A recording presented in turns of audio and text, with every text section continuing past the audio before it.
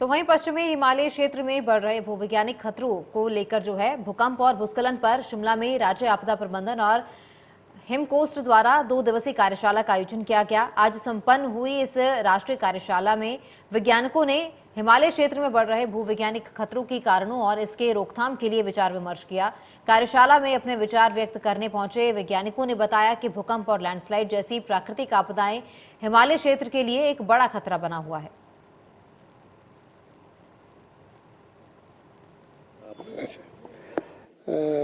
मैं professor ML Sharma हूँ IIT Roorkee से। वहाँ मैं भूकंप अभियांत्रिकी विभाग में प्रोफेसर हूँ 1985 से और इंजीनियरिंग सेस्मोलॉजी पढ़ा रहा हूँ। सर, दो चीज़ें महत्वपूर्ण है और मतलब खतरा है लगातार बना हुआ। हिमाचल में उत्तराखंड में भी देखा है कि लगातार लैंडस्लाइड हो रहे हैं और बड़े लैंडस्लाइड हो रहे हैं, बाढ़ आ रही है। इसी तरह भूकंप के झटके भी लगातार महसूस किए जा रहे हैं हिमालय में। क्या वजह आपको इसकी लगती है और क्या इसका हल है?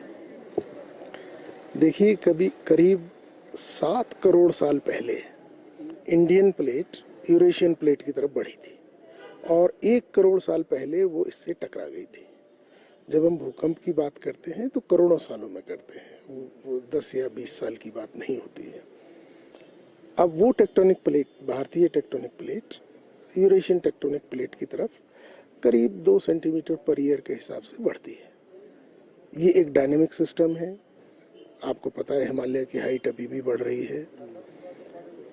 2 तरीके के खतरे आते हैं क्योंकि हम पहाड़ों पर रह रहे हैं। हिमाचल प्रदेश एक पहाड़ी स्टेट है, 16 स्टेट में से एक है, लेकिन खतरा इसमें उतना ही है जितना हिमालय में है क्योंकि ये एक बहुत वेरी सेस्मिक एक्टिव एरिया में है। 2 तरीके के खतरे हमें यहाँ लगते हैं, एक तो लैंडस्लाइड्स का और दूसरा अर्थक्वेक्स का। इन दोनों खतरों में थोड़ा सा अंतर रहता है।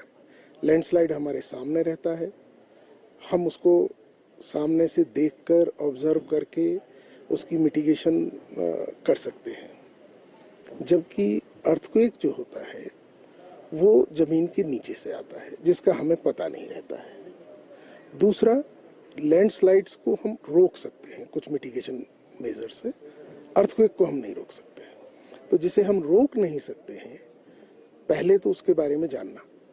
तो मैं शुक्रगुजार हूँ यहाँ की स्टेट मैनेजमेंट अथॉरिटी का, HBSDMA और हिमकोस्टे का, कि उन्होंने ये इनिशिएटिव किया जिससे कि हम अर्थक्वेक को जानने के लिए नीचे कैसे आते हैं, क्या मीडियम है, क्या सोर्स है, उसके लिए इंस्ट्रूमेंटेशन करें।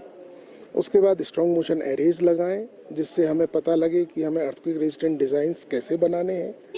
अर्थक्वेक अर्ली वार्निंग सिस्टम्स लगाएं जिससे कि हमको कुछ सेकंड पहले अर्थक्वेक के आने से पहले पता लग जाए और हम घरों से बाहर हो जाएं। जबकि लैंडस्लाइड्स के लिए जो मिटिगेशन मेजर्स होते हैं उसमें लैंडस्लाइड को रोकने की बात होती है, नीचे दीवार लगाने की बात होती है या ऊपर नेलिंग करने की बात होती है, उसके मेजर्स दूसरे होते हैं। तो ये जो वर्कशॉप आज हो रही है इसमें दोनों तरीके से लैंडस्लाइड्स को भी और अर्थक्वेक्स को भी मिटिगेशन मेजर्स के लिए हमें क्या क्या करना चाहिए इस पे विचार हो रहा है।